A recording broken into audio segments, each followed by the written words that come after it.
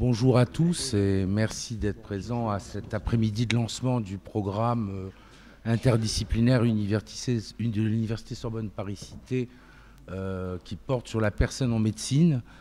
Donc nous avons l'honneur de compter parmi nous le professeur Jean-Yves Mérindol, qui est président de l'Université Sorbonne Paris-Cité et qui a accepté donc d'ouvrir ce colloque, le doyen de médecine Benoît Schlemmer, qui nous a fait aussi l'honneur d'être présent et de montrer à quel point la collaboration entre sciences humaines, sociales et médecine est importante et représentée ici. Je tiens aussi à porter le salut de la présidente de Paris Diderot, Christine Clérici, qui ne pouvait pas être là, et à saluer la présence dans la salle de Karl Bonafou-Murat, qui est associé à notre programme depuis le début et qui, entre-temps, est devenu président de Paris-Sorbonne Nouvelle, et que nous remercions de sa présence cet après-midi. Donc je présenterai après le programme. Là, on va donner la parole pour l'ouverture de cet après-midi d'abord à Jean-Yves Mérindol, que je remercie à nouveau de sa présence. À toi, Jean-Yves. Merci. Donc je remercie d'abord les organisateurs de la journée de m'avoir invité et dans cette invitation de mettre en évidence le rôle qu'a joué et qu'essaie de jouer sur ce programme et sur d'autres programmes l'Université Sorbonne Paris-Cité. Je dois dire et je vais dire quelques mots sur ce qu'est l'Université Sorbonne Paris-Cité. On est un de ces regroupements universitaires dont les idées ont germé de ci, de là en France depuis une dizaine d'années dans des successions de structures organisationnelles et qui ont trouvé tous ces regroupements. Il y en a maintenant 25 dans toute la France, diverses formules juridiques décrites dans une loi parue il y a maintenant un an et demi, en juillet 2013. Donc nous sommes, depuis cette date, devenus ce qu'on appelle dans notre jargon institutionnel une communauté d'universités d'établissements. Ça n'a pas beaucoup d'importance, mais je signale néanmoins pour ceux d'entre vous qui sont dans cette communauté qu'il se trouve que nous procédons à l'élection de nos instances et que donc c'est peut-être quelque chose qui peut aussi vous intéresser. De façon plus importante, nous regroupons actuellement 13 établissements, 8 qui sont des établissements d'enseignement supérieur et de recherche, les universités déjà citées, Paris Diderot, Paris Descartes, Sorbonne Nouvelle, mais aussi l'Université Paris 13, et 4 autres types d'établissements d'enseignement supérieur, Sciences Po, l'INALCO, l'Institut de physique du Globe et l'École des hautes études en santé publique. Et depuis la fin de l'année dernière, officiellement, 5 organismes de recherche, le CNRS, l'INSERM, l'INRIA, l'INED et l'IRD. Bien entendu, ces organismes participent aussi, par leur présence nationale, à d'autres regroupements que les nôtres. L'important n'est pas seulement de se regrouper, encore que ce soit agréable de comparer les modes d'organisation, de fonctionnement et de coordonner les activités des différentes universités, mais l'important, c'est de savoir pourquoi on le fait. Il y a 2 aspects de réponse que je peux apporter. Le premier, c'est que, et c'est un point qui est évidemment en rapport direct avec ce que vous faites ici, c'est que dans ces regroupements, dans le nôtre comme dans beaucoup d'autres, on essaie de corriger un des défauts qui s'est installé dans le dispositif universitaire français et qui s'est installé depuis longtemps, puisque c'est même un des débats qui se noue autour de la Révolution française en 1789, avec des gens éminents qui contribuent, Talleyrand, Condorcet, qui est de savoir si on doit organiser les dispositifs d'enseignement supérieur par discipline ou si on doit les organiser de façon pluridisciplinaire. Et à l'époque, il y a des tenants des universités, je cite quelqu'un de peu connu, mais je suis dans un endroit où les rappels historiques semblent nécessaires, Isaac Hafner, un scientifique un peu particulier, c'est un théologien protestant qui travaille en Alsace, écrit un livre sur l'organisation du dispositif universitaire où il s'appuie sur les comparaisons avec l'Allemagne, notamment avec l'université de Göttingen, qui à l'époque était jeune et en plein dynamisme, et qui, en le faisant, explique qu'on doit mélanger les disciplines et le fait d'une façon très explicite contre le projet de Talleyrand. Talleyrand avait présenté un projet d'organisation par un système très centralisé où un institut, il proposait l'Institut de France, s'installait à Paris, organisé par discipline et remplacer et rassembler les savants. Et Hafner s'y oppose sur 2 raisons. Il faut que les disciplines échangent entre elles et il faut qu'il y ait une vie scientifique ailleurs qu'à Paris. L'histoire ultérieure a fait que l'Institut a été créé, Talleyrand a gagné en partie, mais pas complètement. Et ensuite, je ne vais pas rentrer dans la description de l'histoire ultérieure. Donc le rassemblement des disciplines, vous voyez que dans les établissements que nous regroupons, certains d'entre eux, c'est le cas de Paris 13 et de Paris Diderot, ont un spectre assez large de disciplines, mais d'autres ont un spectre beaucoup plus étroit et que dans ce rassemblement, nous avons la quasi-totalité des disciplines qui peuvent échanger. La deuxième raison générale, c'est aussi une raison de visibilité internationale. À cette échelle et avec le nombre d'acteurs scientifiques importants, nous pouvons être présents non seulement de nouveaux disciplines par discipline, il va de soi que les mathématiciens, les gens en sciences politiques, les médecins, etc. peuvent être connus internationalement et beaucoup le sont sans le regroupement, mais ils bénéficient, au-delà de leur reconnaissance personnelle, d'un soutien possible institutionnel qui nous permet d'avoir des accords que nous signons en ce moment avec plusieurs universités dans le monde entier.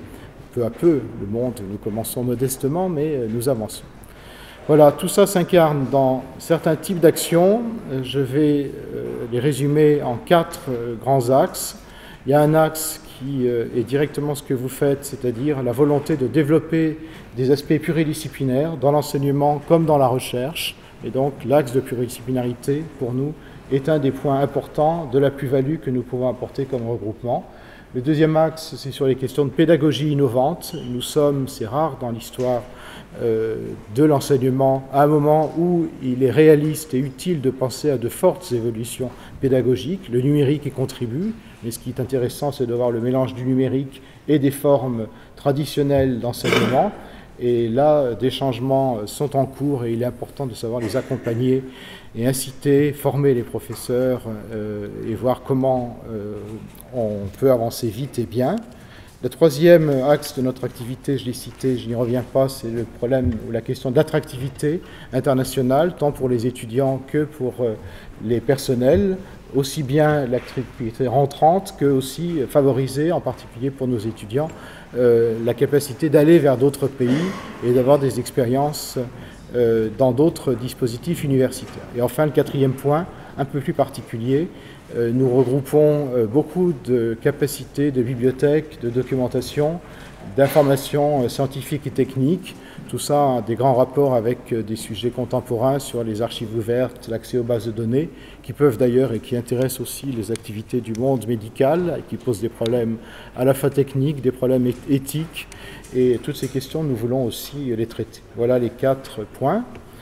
Tout ça a conduit dans sa jeune existence, puisque l'activité de notre regroupement a commencé vraiment en 2010, et puis c'était plutôt un démarrage de principe, et a pris un essor beaucoup plus important à partir de 2012, quand le regroupement a été l'un des 8 sélectionnés en France dans le cadre des initiatives d'excellence.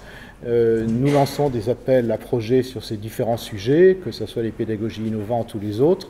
Et l'un des grands appels à projets qui a été lancé était l'appel à projets sur des programmes de recherche pluridisciplinaires. Il a été lancé dans le courant de l'année 2013 sous l'impulsion de Jean-François Girard, mon prédécesseur, qui est ici aussi et que je salue. Et beaucoup de réponses ont été données. Un travail attentif a été fait pour qu'il puisse y avoir convergence entre des réponses qui venaient de lieux ou d'endroits différents et les projets qui ont été retenus. Bien entendu, sont issus de demandes des acteurs de terrain, des chercheurs, mais après ce travail de recomposition et d'échange, et on arrive à 9 projets, dont le vôtre, qui maintenant ont commencé à se déployer. Ma grande fierté, c'est une fierté institutionnelle, ça n'a rien à voir avec une fierté personnelle, c'est que presque toujours ces projets sont pluridisciplinaires dans un sens très large. Ils mélangent des activités de sciences humaines et sociales, des activités de sciences dures, et ce mélange, et nous verrons si ma fierté et mon espoir se réalisent in fine, est un mélange profond, c'est-à-dire que chacune des disciplines ou chacun des grands champs apporte aux autres des interrogations. Aucun n'est instrumentalisé par l'autre, aucun n'est auxiliaire dans la réflexion que l'autre se pose. C'est vraiment un travail, l'un, l'autre ou les autres, c'est un travail conjoint. Donc nous comptons vraiment énormément sur la qualité de ce qui est fait. Ces programmes ont une durée limitée, bien entendu. Ils seront évalués et, je l'espère, prolongés. Mais je vous le dis tout de suite, plusieurs d'entre eux, certainement pas tous, ont vocation, s'ils réussissent, à déboucher sur des initiatives plus longues, plus pérennes. Nous espérons à ce moment-là avoir toujours les moyens de l'IDEX pour les soutenir. Et donc, sans que ce soit pour vous une obsession, vous devez aussi penser à ce que peut devenir dans le temps, au fur et à mesure, quand vous avancez, la pérennité. C'est jamais une pérennité infinie dans le domaine de la recherche, heureusement, mais qu'est-ce que peut devenir au-delà du soutien du programme, l'activité que vous menez? Est-ce que ça mérite une forme de structuration en réseau, en institut, en quelque chose? Je ne veux pas que les choses soient abordées sous l'angle institutionnel ou organisationnel, mais est-ce qu'il y a un projet scientifique qui mérite ensuite d'être développé? Voilà, je ne rentre pas évidemment dans la description de la personne en médecine. On voit bien que là aussi les évolutions à la fois techniques et sociales ont un rôle important. Il suffit de regarder la salle où nous sommes, c'est un musée impressionnant. Il est clair aujourd'hui que personne ne serait capable d'imaginer de faire ce musée-là, de le mettre dans une exposition publique. On voit ici la grande évolution, un des aspects mineurs mais spectaculaires de ce que peut être l'évolution sociale dans la façon dont nous pensons le rapport aux personnes, au corps humain. D'autres collections existent dans d'autres endroits qui sont encore plus spectaculaires. Ces aspects historiques nous rappellent à chaque fois que nous travaillons dans des environnements sociaux qui sont socialement construits, qui ne s'imposent pas d'une façon historique absolue et sur lesquels nous avons une prise individuellement et collectivement. Et dans cette prise, la recherche est aussi un des éléments, pas le seul, mais un des éléments importants. Et la responsabilité des chercheurs n'est pas simplement de faire de la bonne recherche et de faire des belles découvertes, c'est aussi, surtout dans les domaines que vous représentez, de savoir de quelle façon ces découvertes ont une importance et ces réflexions et ces recherches dans la vie sociale et dans la vie politique. Et le thème de votre colloque rentre en plein dans cette façon de penser et c'est aussi une des raisons d'être d'un regroupement comme le nôtre. Merci encore. Merci à vous.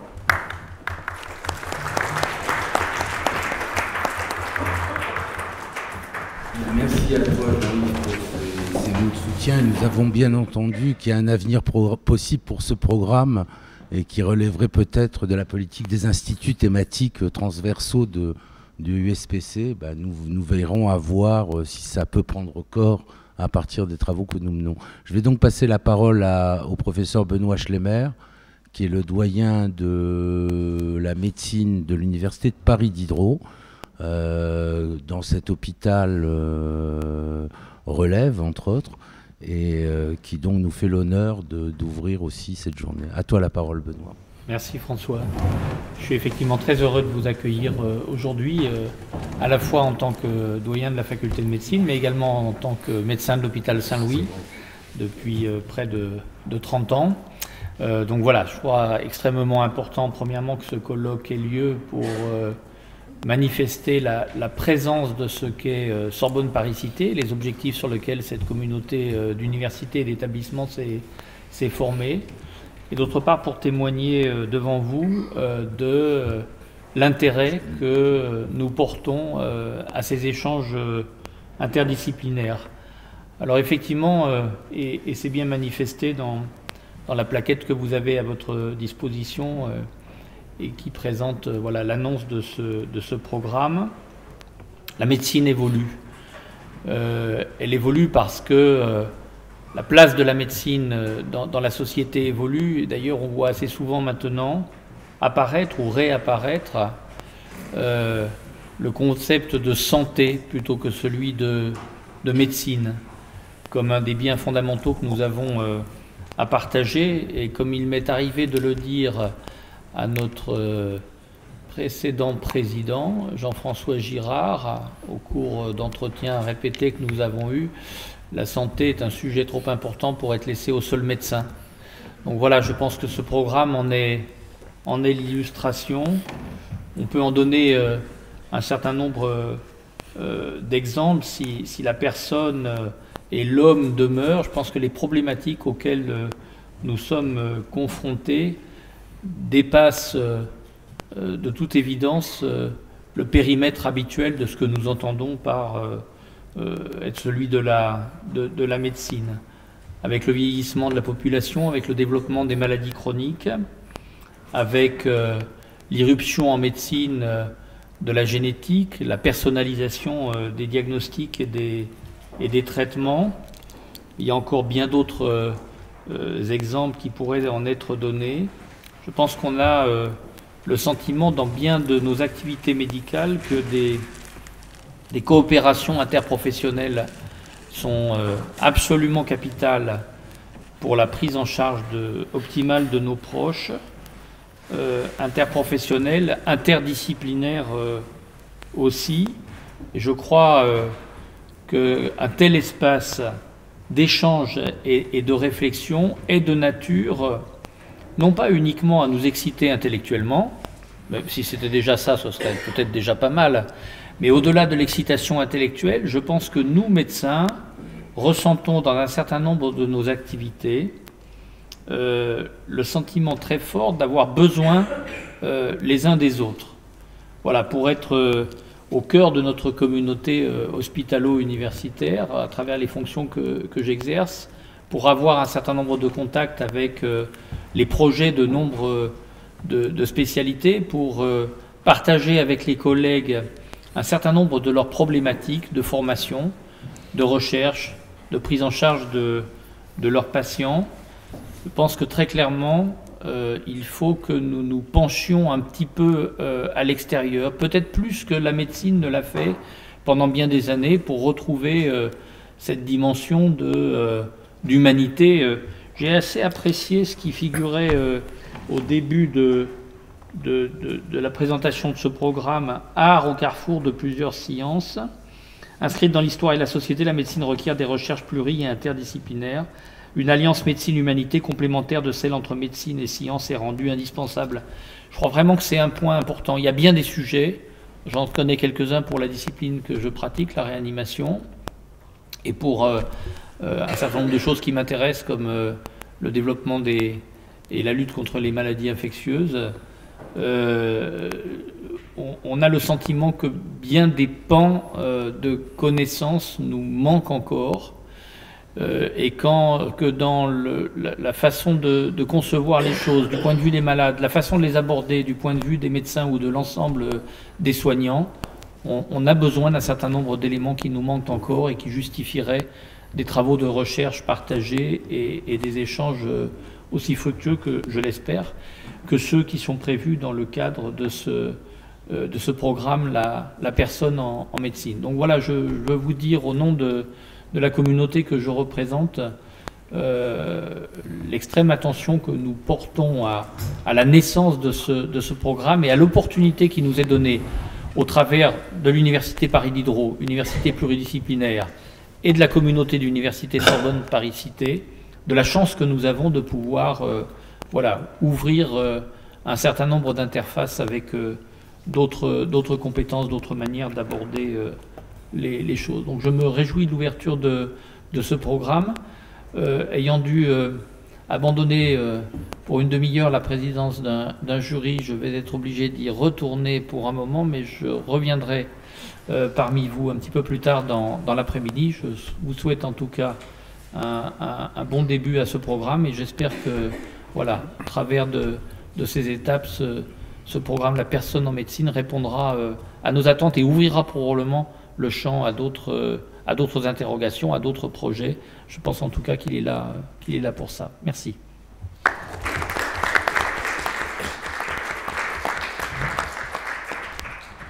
Merci Benoît à toi, et merci de t'être libéré, et merci de ton retour dans l'après-midi. Je vais passer la parole à Jean-Claude Ameisen, qu'il n'y a pas besoin de vous présenter, mais je vais tout de même le faire un peu. Il est directeur du Centre d'études du vivant, président du Comité consultatif national d'éthique, a longtemps sévi dans cet hôpital de Saint-Louis aussi, si je ne me trompe, comme chercheur. Et donc vous avez aussi peut-être l'occasion d'écouter parfois le samedi matin vous parler dans l'émission sur les épaules de Darwin. Et donc je vais lui passer la parole pour nous parler de les humanités dans la formation médicale, pourquoi faire. Merci Jean-Claude, je te donne la parole. Merci beaucoup. Et les humanités, peut-être l'art, l'initiation à l'art, l'approche de l'art, pourquoi faire. Et c'est évident que la médecine, depuis 150 ans, que la révolution scientifique de la médecine a complètement changé la manière dont elle peut modifier le cours des maladies, sauver la vie. Et donc c'est une révolution tout à fait extraordinaire. Mais il semble que ça lui ait fait perdre l'une de ses vocations initiales, qui est le soin, qui est le prendre soin, qui est ce qu'en anglais on appelle le care. Et comme vous le savez, dans la langue anglaise, to care for somebody, c'est attacher de l'importance à la personne, à quelqu'un. Et en témoigne l'état d'abandon d'une très grande majorité de nos concitoyens en fin de vie, c'est-à-dire quand la médecine ne peut plus changer le cours des choses, quand elle ne peut plus guérir, eh bien il semble qu'elle ait une très grande difficulté à répondre à sa vocation initiale, c'est-à-dire prendre soin de la personne, l'accompagner, entrer en relation avec elle, l'écouter et lui répondre. Et il nous a semblé, comme il a semblé à la commission SICAR, il a semblé au comité consultatif national d'éthique, lorsque nous faisions un rapport sur les 2 ans et demi de débat sur la fin de vie en France, que cette incapacité, cette difficulté à accompagner lorsqu'on ne peut plus changer le cours des choses reflète une difficulté à prendre soin et à accompagner en amont de la fin de vie, et que lorsqu'il est difficile de prendre soin en amont de la fin de vie, en particulier dans les situations de grande vulnérabilité, il n'est peut-être pas surprenant que ça soit aussi difficile en fin de vie. Donc la révolution médicale a amené à pouvoir modifier le cours des maladies ou les prévenir en appréhendant la composante biologique de chaque patient. Mais comme vous le savez, un patient ou une patiente n'est pas qu'une somme de composantes biologiques, n'est pas qu'un organisme vivant, c'est une personne humaine. Et donc la question du rôle des humanités, de la rencontre avec la part humaine qu'il y a en chaque personne et de ce que toute une série de connaissances ou de recherches peuvent nous apporter dans ce domaine est essentielle. Les humanités dans notre pays ont fait une entrée timide dans les études médicales, encore plus timide dans la formation médicale continue, mais il y a souvent l'idée que l'art, l'initiation à l'art, est quelque chose qui n'a vraiment rien à voir avec les études médicales ou la formation médicale. Et pourtant, c'est un sujet de recherche.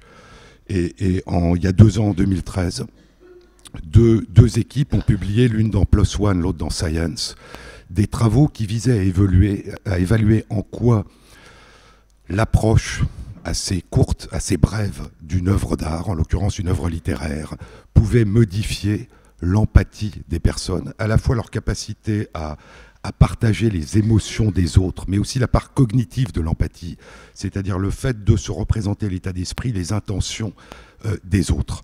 Le papier publié dans PLOS ONE avait été réalisé par une équipe néerlandaise. 160 étudiants avaient été exposés soit à des textes de fiction, soit à des reportages. Et il s'avère que lorsqu'ils avaient lu des textes de fiction, leur degré, leur état d'esprit, leur degré d'empathie était considérablement augmenté, ce qui n'était pas le cas quand ils avaient lu des reportages sur des événements tragiques. Et l'une des interprétations, c'est que les reportages, c'est-à-dire au fond la confrontation à la réalité, amène immédiatement à penser en termes de responsabilité et peut provoquer une forme de réaction de retrait, c'est-à-dire qu'on se demande ce qu'on est capable ou pas de faire, alors que la fiction permet de rentrer dans les personnages, dans les histoires, de les approcher, sans qu'il y ait immédiatement une confrontation à la réalité. La deuxième étude a été publiée par Emanuele Costano et un collègue de New York dans Science. Et c'était plus de 1000 personnes à qui il avait été demandé de lire soit des œuvres de fiction littéraire, soit des œuvres de fiction considérées comme non littéraires, ce qu'on appelle des best-sellers, des histoires passionnantes, soit des documents qui n'étaient pas des fictions, soit rien du tout. Et donc, quand on parle en termes de livres de fiction littéraire ou d'œuvres littéraires, il y a une dimension de plus que le fait qu'on plonge dans une histoire. Roland Barthes, il y a 40 ans, disait qu'une œuvre est littéraire, est une œuvre d'art, lorsque le lecteur est capable de l'écrire en partie et qu'il ne fait pas que la lire et l'absorber. Et donc qu'elle est polyphonique et qu'elle permet de voyager, qu'elle permet de construire soi-même. Il disait qu'une œuvre est littéraire quand, en la lisant, il la crée en partie. Et donc cette étude publiée dans Science indiquait que la lecture des œuvres de fiction considérées comme littéraires de grands écrivains augmentait nettement l'empathie des personnes. Dans la précédente étude, ce degré d'empathie avait été testé après la lecture et 1 semaine après la lecture. Et que par contre, la lecture d'histoires passionnantes sans qualité littéraire, comme la lecture de documents, comme l'absence de lecture, n'avait pas d'effet mesurable sur le degré d'empathie des personnes. Et ces publications signalaient que depuis 15 ans, la plupart des grandes universités, des facultés de médecine américaines et anglaises, avaient dans leur formation médicale des ateliers de littérature, des ateliers de peinture, des ateliers de sculpture, des ateliers de théâtre.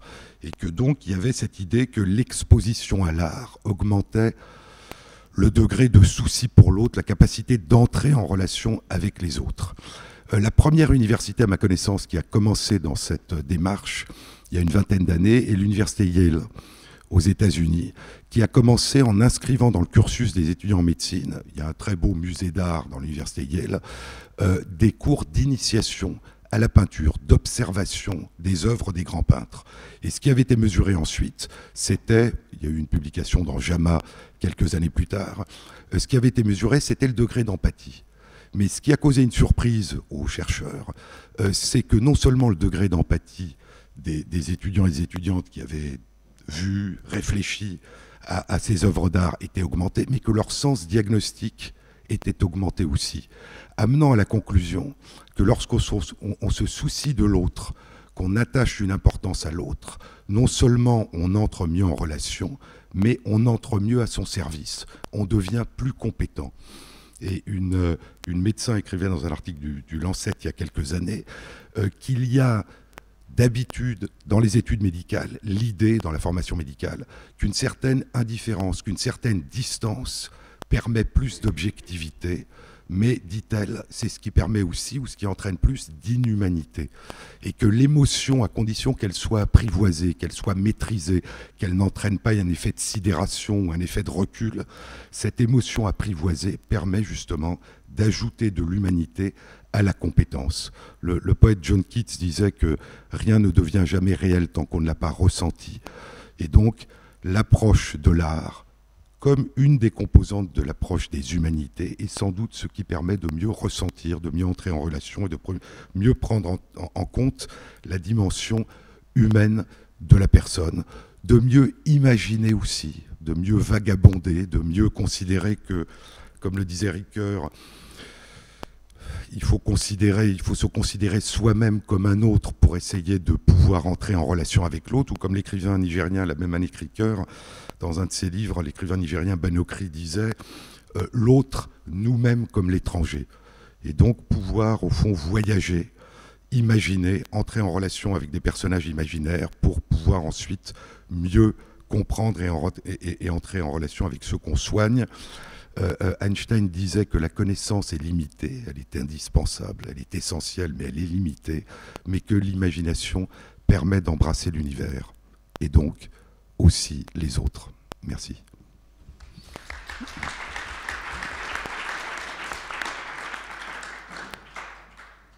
Merci à toi Jean-Claude et merci à nouveau à trois collègues qui ont fait l'ouverture de ce colloque. Donc l'après-midi va se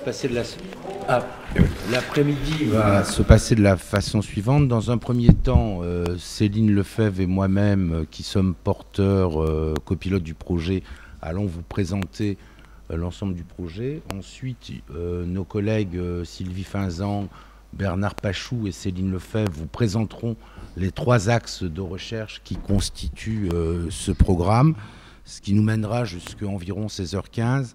Et puis ensuite, on rentrera dans la présentation un peu plus précise de quelques-uns des projets financés par le programme, ce qui nous mènera jusqu'à 17h30 où nous aurons un échange avec vous. Puis nous aurons vers 18h une mise en scène à partir d'un récit de Claire Marin qui s'appelle Hors de moi, qui sera présenté. Et puis nous aurons l'occasion de finir l'après-midi autour d'un petit cocktail d'amitié pour clore ces débats.